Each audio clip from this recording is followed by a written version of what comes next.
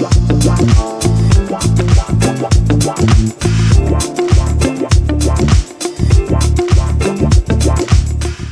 semuanya, selamat datang lagi di podcast From Kesan. Kali ini bersama aku, Syaira, kita bakal ngebahas topik yang kayaknya relevan banget nih sama mahasiswa yang merantau.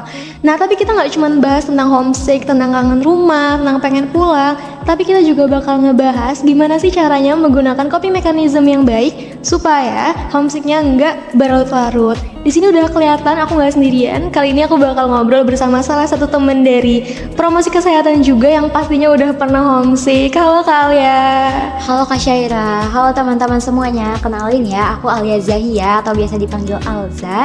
Jadi aku dari Peminatan Promkes Angkatan 2023. Pertama-tama aku mau ngucapin terima kasih dulu nih untuk Kak Syaira karena udah ngajak aku buat ngobrolin topik yang kayaknya relate banget ya Kak buat mahasiswa baru terutama yang perantau. Betul banget. Di sini kan pasti ada nih tipe-tipe temen yang kalau misalnya dia homesick itu di semester awal doang, di semester 1, semester 2. Ada juga yang setiap semester dia homesick tuh. Nah, kira-kira nih, mungkin di sini teman-teman ada yang warga lokal juga seperti aku. Kita mungkin asing. Apa sih itu sebenarnya homesick? Nah, menurut kalian sendiri sebenarnya homesick itu apa sih, Kak? Jadi ya kalau menurut aku homesick itu merupakan kayak perasaan sedih dan juga rindu yang mendalam gitu karena kita jauh dari rumah, jauh dari keluarga dan juga jauh dari lingkungan asal kita yang mana itu udah familiar banget gitu. Jadi kan kita pergi ke suatu tempat kayak merantau gitu ya Kak, jadi lingkungannya itu baru, jadi kita harus beradaptasi lagi. Nah, proses dari adaptasi itu kadang kan menimbulkan rasa yang gak nyaman, terus kita kayak asing lah perasaannya gitu. Jadi timbullah perasaan-perasaan kayak sedih, terus kangen dengan keluarga, kangen dengan teman-teman lama, dengan rumah, dengan lingkungan yang lama gitu, karena kita harus beradaptasi di lingkungan kita yang baru di perantauan gitu Kak. Terus juga kan kita baru banget ya, apalagi mahasiswa-mahasiswa baru nih, banyak banget yang merantaunya baru pertama kali gitu, jadi harus kayak mandiri pergi jauh sendirian dari keluarga. Jadi pasti wajar banget kalau kita ngerasa homesick, ngerasa kangen ataupun sedih gitu karena kita masih beradaptasi di lingkungan yang baru. Oke, jadi sebenarnya homesick ini tuh adalah perasaan yang normal ya Kak. Kayak pasti ketika kita beradaptasi sama sesuatu, ada kalanya kita merasa homesick. Nah, tapi selain itu, dari sisi kesehatan masyarakat nih, kan kita sebagai mahasiswa kesehatan masyarakat, sebenarnya apa sih yang membuat kita tuh bisa merasakan homesick? Oke, jadi kalau dari sisi kesehatan masyarakat ya, ada beberapa faktor yang bisa nyebabin kita homesick gitu. Yang pertama ada dari faktor pribadinya, karena kan dari diri sebenarnya tergantung orangnya Kak. Kan ada yang baru pertama kali merantau dan juga ada yang sebenarnya udah pernah merantau. Nah, jadi kalau dari pribadinya masing-masing tergantung dari pengalamannya mereka juga, dari kepribadiannya lah gitu pokoknya.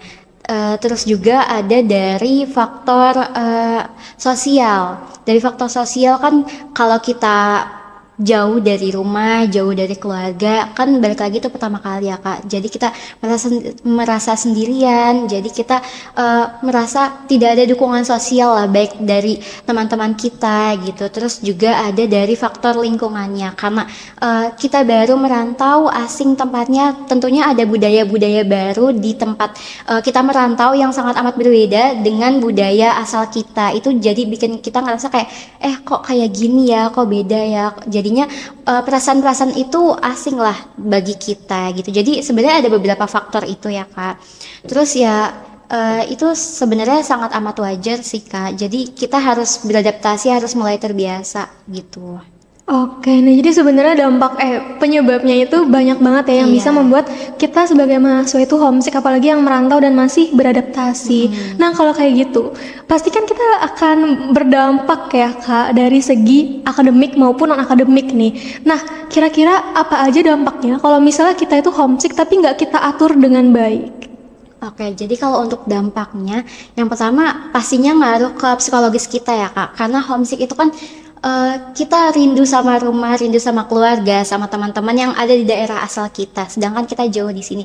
Nah, kalau kita rindu, biasanya kan kita suka nangis ya Kak, nangis terus jadinya kebawa kepikiran kita, jadi itu bakal ngeganggu psikologis kita gitu. Jadi itu tuh bisa nimbulin kita jadi lebih stres ataupun lebih cemas. Terus juga kan kita di perantauan punya kesibukan yang baru nih Kak, jadi kita karena kita udah banyak tugas, terus jauh dari rumah, pastinya jadi makin stres gitu ya Kak. Jadi itu bisa nimbulin ke psikologis kita. Terus bisa juga berdampak sama fisik kita Kak. Contohnya kita jadi lebih gampang capek karena kita udah stres, kayak nangis mulu, terus pikirannya kacau kemana-mana, terus perasaannya kayak pengen pulang mulu gitu kan. Jadinya fisik kita jadi lebih capek, terus kita jadi nggak mood makan, jadi kurang makan. Itu kan jadi kalau yang punya mah jadinya mahnya jadi bisa kambuh gitu Kak. Terus bisa jadi migrain gitu. Terus juga ya gitu deh Kak. Banyak dampak-dampak fisik yang ngaruh ke kita karena kan dari psikologis juga nyambung ke fisik kita gitu ya Kak. Terus ke akademiknya juga itu sangat berpengaruh Kak. Jadi semua dampak-dampak yang ada itu sebenarnya saling berkesinambungan ya Kak. Jadi semuanya itu bisa ngaruh ke kepribadian kita juga. Karena biasanya nih orang-orang yang homesick gitu kadang kan suka nangis, terus jadi kayak butuh waktu sendiri, jadinya kadang suka menarik diri dari teman, jadinya nggak mau bersosialisasi.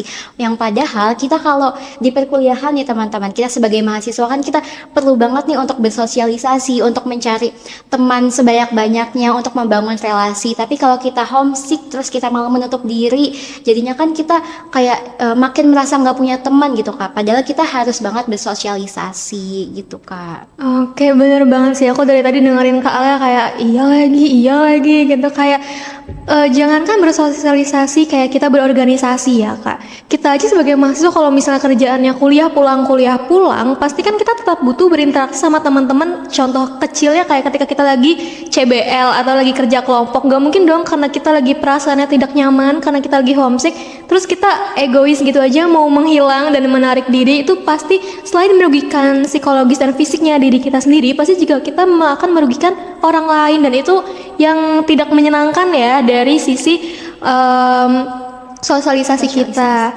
Oke, nah selanjutnya nih Kak, kalau misalnya kita ngomongin udah penyebab dan dampaknya dari homesick, aku pengen tahu nih dari Kak Alia sendiri, kita kan udah semester 5 ya. Kalau misalnya Kak Alia sendiri tuh sebenarnya homesick itu apakah setiap pergantian semester atau dulu-dulu aja waktu semester 1 dan semester 2 awal-awal masuk kuliah? Jujur ya teman-teman, kalau dari aku pribadi tuh sampai sekarang kadang masih suka homesick nih, apalagi di semester 5 kan kita lagi banyak banget ya Kak Syaira, kayak tugas-tugas kayak numpuk. Nah kadang karena kita banyak tugas-tugas, banyak pikiran, terus kayak kapan ya ini tugas-tugasnya selesai, kapan ya liburnya, jadi itu nimbulin perasaan-perasaan homesick, perasaan-perasaan pengen pulang. Jadi perasaan-perasaan itu tuh sangat amat wajar banget teman-teman. Jadi kalau kalian teman-teman yang mahasiswa baru terus merasa homesick, itu sangat wajar karena pertama kali baru pindah dari daerah asal ke daerah perantauan. Terus kalau masih berlanjut itu juga ya nggak apa-apa banget asal kita masih bisa mengatasinya gitu. Yang jangan sampai mengganggu aktivitas kita lah, seperti itu. Oke, bener banget sih. Sebenarnya meskipun aku tidak merantau dan mungkin tidak merasakan homesick ya Kak, tapi tekanan akademik itu benar-benar memengaruhi perasaan kita ya nggak sih? Kayak kalau misalnya kita lagi capek banget, apalagi kita berorganisasi nih kan, dimana kita sebenarnya udah ada tekanan dari deadline banyak dari tugas, ada project, CBL dan lain-lain, tapi habis itu kita ada tuntutan untuk datang rapat, kita pimpin forum dan segala macam. Itu pasti ketika kita sampai ke rumah, kalau aku itu pengennya udah langsung tidur aja blek kayak gitu. Tapi kalau misalnya teman-teman yang homesick pasti ada kalanya aduh pengen dipeluk aja sama ibu gitu nggak sih pasti Kak? Bener banget Kak. Kalau Kakak kan warlock ya istilahnya. Kalau capek kayak gitu pulang ke rumah, ngelihat di rumah ada ayah, ibu, ada adik kakak, terus kayak pasti ditanyain gimana tadi kuliahnya, udah makan belum, terus kayak udah ada nih makanannya. Sedangkan kita yang mahasiswa rantau kan pengen pulang capek, terus pas pulang di kosan tetap aja sendiri, sepi, mau makan harus mikir lagi makan apa ya gitu, terus kayak makanannya itu aja, bingung. Itu makin kita ngerasa kayak coba aja kalau di rumah pasti makanannya udah ada, pasti kita nggak bingung lagi gini gitu. Bener banget, itu sih, itu pasti tantangannya mahasiswa-mahasiswa yang merantau ya. Aku aja ketika beberapa hari nginep nih di kawasan temen aku karena ada suatu acara, itu pusing loh teman-teman mikirin makan itu mau makan apa. Jadi pada akhirnya geprek lagi. Iya, itu lagi ya itu lagi. Jadi kayak emang kita tidak boleh meragukan teman-teman yang merantau ini ya teman-teman. Itu jiwa survivalnya kayaknya memang sudah melekat ya. Oke nih, setelah tadi kita ngobrol-ngobrol tentang pengalamannya Kak Alia terkait dengan dampaknya tadi ya Kak. sekarang aku tuh sering banget dengar tentang coping mechanism, dimana kayak kita punya suatu masalah, kita pasti harus memikirkan nih gimana coping yang baik supaya masalah kita itu seenggaknya nggak berlarut-larut dan mengganggu aktivitas sehari-hari kita. Nah, coping mechanism ini ketika kita terapkan untuk homesick itu relevan nggak sih, Kak?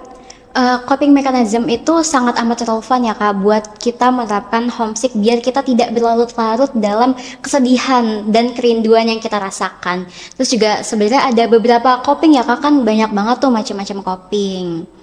Oke, nah kalau misalnya homesick sendiri, kalau Kak Ale lagi ngerasa homesick, tadi kan katanya udah semester 5 tapi tetap homesick ya teman-teman. Kalau Kak Ale sendiri, coping yang paling sering dilakuin itu apa, Kak? Kalau dari aku sih sebenarnya ada berbagai macam homesick maksud aku berbagai macam cara coping mechanism untuk mengatasi homesick. Jadi kalau dari aku pribadi dan dari pengalaman teman-teman aku ya yang juga merantau, biasanya kita itu yang pertama harus ngatur jadwal yang tertata gitu. Jadi kan kita banyak banget nih jadwal perkuliahan, terus di luar perkuliahan juga kan ada jadwal organisasi, terus ada jadwal kerja kelompok dan masih banyak lagi. Nah jadwal-jadwal itu tuh harus kita susun, harus kita tata sedemikian rupa lah biar kita tuh tahu hari ini kita mau ngelakuin apa aja.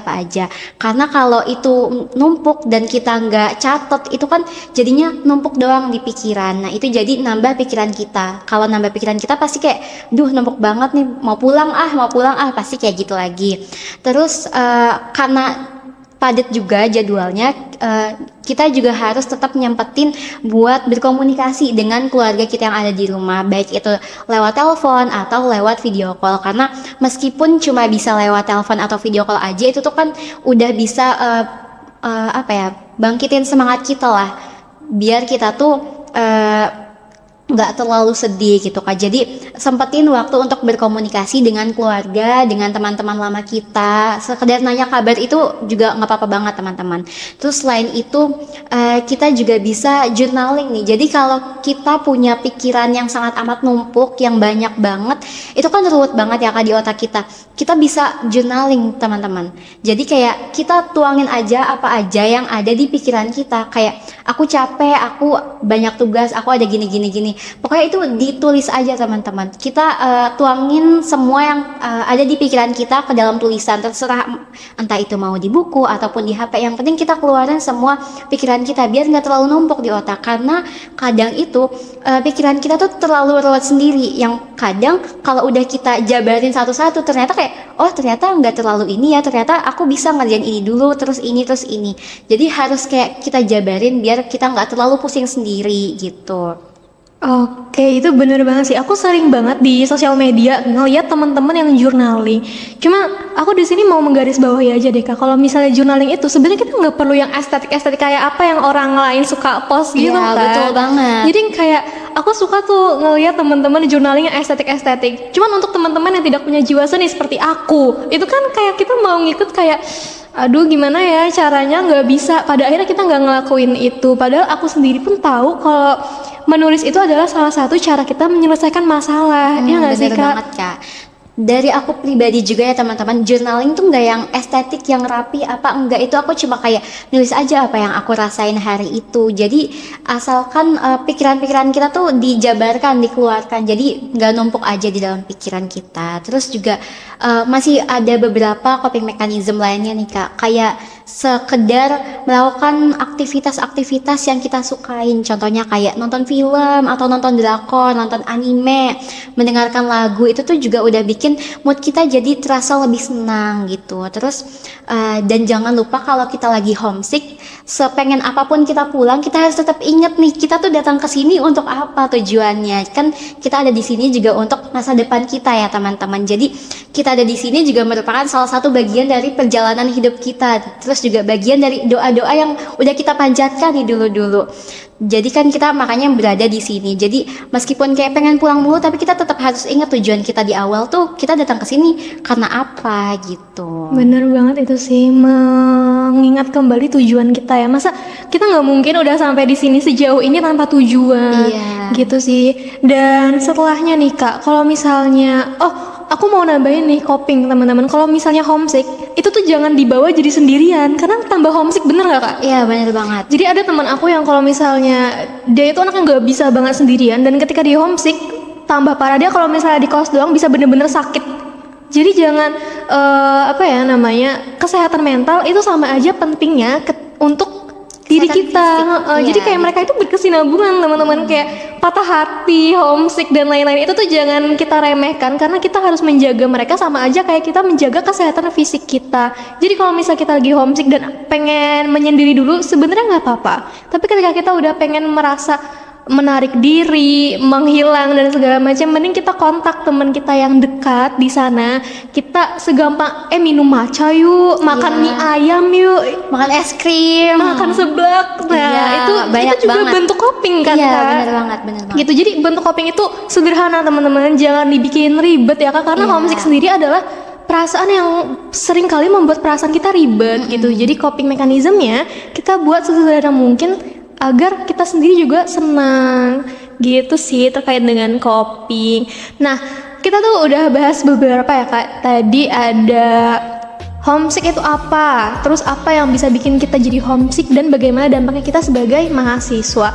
Nah, ada nih beberapa pertanyaan yang sebelumnya udah aku siapin terkait dengan obrolan kita kali ini. Tadi nih terkait dengan homesick ya. Pertama, gimana caranya? Aku sebenarnya nggak merasakan homesick, jadi aku nggak tahu nih sampai di titik mana kita bisa menyebut homesick kita itu masih wajar atau oh enggak, ini kayaknya udah mengganggu banget gitu. Jadi kalau menurut aku pribadi ya teman-teman, homesick itu kan lagi-lagi perasaan yang sangat amat wajar kalau kita rasain sebagai orang yang merantau, yang jauh dari asal. Jadi homesick itu masih wajar kalau kita masih bisa melakukan aktivitas-aktivitas kita seperti biasa. Tapi kalau homesick ini udah bikin kita jadi merasa menarik diri kayak yang tadi aku bilang, terus sedihnya berlarut-larut, terus bikin, kan ngaruh juga ya Kak, kalau kita sedih ngaruh ke fisik kita, bikin kita jadi sakit terus-terusan. Itu tuh sepertinya sudah tidak wajar. Jadi masih wajar kalau masih bisa kita kontrol, masih bisa kita kendalikan. Tapi kalau itu udah bikin pikiran kita makin runyam, itu sepertinya sudah tidak wajar. Dan kalau sudah dirasa tidak wajar dan terus-terusan berlarut-larut, itu sebaiknya teman-teman bercerita ke teman dekat kalian yang kalian percaya, atau bahkan pergi ke profesional, karena nggak apa-apa banget buat cerita ke orang lain, ke teman dekat ataupun malah ke profesional. Jadi kita nggak harus nunggu parah dulu teman-teman, kita tuh boleh cerita sekecil apapun masalah kita gitu. Jadi jangan nunggu parah dulu kalau kita mau cerita ke teman ataupun ke profesional gitu. Bener banget, aku setuju banget sih, karena di zaman yang sekarang ini awareness tentang kesehatan mental, kesehatan fisik itu tuh sering banget dan gampang banget kita temui gitu. Jadi udah bukan saatnya lagi kita merasa malu ataupun kita merasa aduh kayaknya nggak usah deh kita ke profesional, karena sebenarnya justru itulah yang kadang kita butuhkan gitu nggak sih Kak? Dan oh teman-teman, untuk yang belum tahu, di Unsud sendiri sebenarnya ada layanan kesehatan mental kan ya Kak? Oh iya, benar banget. Nah itu kita bisa ke klinik dulu kan, kita sebelum ke kampus itu ngatur BPJS. Nah di klinik dulu nanti kita bakal dirujuk ketika memang kita butuh profesional. Jadi jangan diem aja teman-teman. Iya, benar banget. Kalau misalnya malu cerita sama orang yang kenal sama kita, kan biasa gitu tuh, ada yang malu cerita sama teman karena memang udah kenal gitu. Nah kita ceritalah sama profesional gitu teman-teman. Terus aku juga penasaran nih Kak, dari aku sendiri, kalau misalnya coping itu kan semua orang berbeda ya tipikalnya. Kalau misalnya kita mau makan mie ayam, kita mau makan es krim dan lain-lain, tapi kita tuh bukan tipikal orang yang suka bareng-bareng sama temen. Apalagi tadi nih yang kalau misalnya pengen menyendiri dulu, butuh waktu sendiri untuk mungkin merenungi kayak ini perasaannya harus lebih diatur lagi deh. Nah menurut kalian apa aja coping yang bisa dilakukan sendirian gitu loh, yang memang menyenangkan atau mungkin udah Kak Alia pernah lakukan sebelumnya gitu? Oke, lagi-lagi masalah coping ya Kak. Sebenarnya tadi udah beberapa aku sebutin juga ya teman-teman. Untuk coping kan ada teman-teman yang pengennya kalau lagi merasa sedih, lagi merasa homesick itu sendiri, nggak mau bercerita ke teman-teman, nggak mau ketemu sama teman-teman lain. Nggak apa-apa banget, tapi kita juga harus tetap bisa ngontrol perasaan kita. Jadi beberapa macam copingnya itu kita bisa, lagi-lagi kita bisa melakukan aktivitas-aktivitas yang memang kita sukain. Kalau kita memang sukanya sendiri, boleh banget kayak nonton film sendiri, nonton nonton drakor sendiri, nonton anime sendiri, terus kita boleh main games atau kita sekedar keluar cari angin sendiri, terus kita jajan-jajan sendiri, itu nggak apa-apa banget teman-teman. Terus kita lagi-lagi itu bisa journaling ya, journaling teman-teman itu sepertinya lumayan ampuh karena menuliskan apa yang kita rasakan itu tuh biar pikiran kita tuh nggak makin ruwet gitu. Oke, bener banget. Aku mau nambahin juga nih Kak. Aku baru ingat kalau misalnya sebenarnya di Purwokerto ini teman-teman, kita tuh punya banyak banget komunitas loh yang bisa kita lakukan. Atau mungkin kadang ada workshop yang menyenangkan. Kayak aku tuh sempet kemarin ingat teman aku pernah bikin workshop yang kayak bunga dari pipe cleaner gitu loh. Atau bikin journaling, ada juga tuh workshop journaling. Jadi menurut aku ketika kita memang gak bisa berbagi itu dengan teman yang memang sudah mengenal kita cari kegiatan di luar yang bisa kita lakukan sendiri tapi nggak sendirian gitu loh. Jadi selain kita bisa senang-senang sendiri, kita bisa coping, kita juga bisa ketemu teman baru yang nantinya mungkin bisa aja dengan mereka justru kita bisa cerita gitu. Jadi banyak cari informasi apa aja sih di sini Purwokerto yang bisa dieksplor. Karena sebenarnya teman-teman, Purwokerto meskipun kelihatannya kayak Kecil, kota kecil. Purwokerto sering banget dikenal kota kecil ya, Betul. Kak. Tapi masih banyak kegiatan-kegiatan. Terus kayak tadi ya Kak, yang yang teman Kakak ikutin. Jadi kita memang harus sering explore lah teman-teman. Betul banget. Gitu, aku sebagai warga lokal sebenarnya bangga ya kalau misalnya Purwokerto tuh punya banyak banget komunitas yang menyenangkan. Seperti itu kan aku sebenarnya tergabung juga dalam salah satunya gitu. Jadi ada yang namanya komunitas kita bakal healing, kita ngadain program yang bareng stranger. Nah itu mungkin cocok buat teman-teman yang nggak bisa melakukan coping dengan teman-teman yang udah kenal gitu. Iya. Oke, terakhir nih Kak, sebagai teman kita kan nggak peduli ya sama teman kita gitu. Apalagi aku nih, mungkin aku sebagai warga lokal aku harus lebih peduli kepada Kak Alia nanti ketika homesick semester 6. Nah sebagai teman tuh sebenarnya apa sih yang bisa kita lakukan ke teman kita yang lagi homesick? Oke, kalau sebagai teman kita bisa sekedar nanya-nanya hal-hal kecil aja. Kayak kamu gimana hari ini? Kamu udah makan atau belum? Karena kadang kita kan suka lupa makan gitu. Apalagi mahasiswa perantauan yang tadi bingung mau makan apa, jadinya nggak makan. Jadi kita sebagai teman kita bisa sekedar nanya, kamu udah makan belum? Kamu gimana hari ini? Kamu capek atau enggak? Terus kamu nggak apa-apa enggak? Pokoknya kita sekedar bertanya dengan hal-hal yang kecil, karena pertanyaan-pertanyaan yang sebenarnya sederhana yang kita dirasa itu tuh kayak ngapain sih nanya-nanya kayak gitu. Itu tuh sebenarnya penting banget teman-teman buat kita yang sedang merasa homesick atau sedang merasa sedih gitu. Jadi kita sebagai temannya bisa membantu dengan bertanya dengan hal-hal kecil itu. Tapi kalau dari sisi temannya ini yang ditanyain gak mau bercerita, itu ya udah aja nggak apa-apa, karena kan tergantung pribadinya masing-masing ya. Tapi yang penting kita tetap pantau dia aja lah, selagi dia masih baik-baik aja ya is okay gitu. Oke, pada intinya sebagai teman kita nggak bisa untuk tidak peduli sama orang lain. Kita di sini harapannya adalah teman-teman yang sedang merasa homesick tahu bagaimana cara mengatur homesicknya, dan coping mechanism ini bukan hal yang bisa menghilangkan homesick itu, tapi adalah yang bisa mengatur supaya homesick kita itu bukan jadi sesuatu yang mengganggu aktivitas sehari-hari kita. Jadi seperti apa yang tadi udah Kak Alia bilang, kalau homesick itu sebenarnya normal teman-teman. Yang nggak normal adalah ketika kita memberi makan perasaan homesick itu dengan cara yang tidak baik gitu. Jadi dan selain kita peduli sama diri kita sendiri, kita sebagai teman juga harus peduli sama sesama kita, karena kita sama-sama merantau, sama-sama berkuliah, itu pasti sedang mengejar sesuatu yang sama. Betul banget. Gitu. Jadi kita harus peduli. Pasti tuh cuma pengen ditemenin gak sih Kak, biar gak ngerasa sendirian. Iya bener, kadang cuma pengen ditemenin meskipun kita banyak tugas. Terus kita misalkan aku mengerjakan tugas A, Kak Syaira mengerjakan tugas B, tapi kalau kita secara bareng-bareng ketemu di satu tempat yang bareng, itu kan kita jadi merasa nggak sendirian gitu. Meskipun kita melakukan kesibukan kita masing-masing, tapi kalau kita bertemu itu rasanya jadi lebih tenang gitu, karena ada yang nemenin gitu. Oke, bener banget, itu aku setuju banget.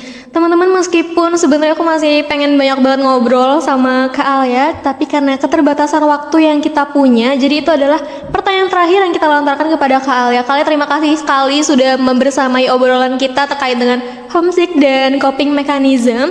Dan untuk teman-teman yang mungkin sekarang lagi di kos, ngerasa sendirian, tenang aja. kamu nggak sendirian, banyak teman-teman yang juga merasakan hal yang sama, jadi pasti akan terlewati. Aku Syaira, jaga diri, jaga hati, sampai jumpa di episode Prom Kesan selanjutnya.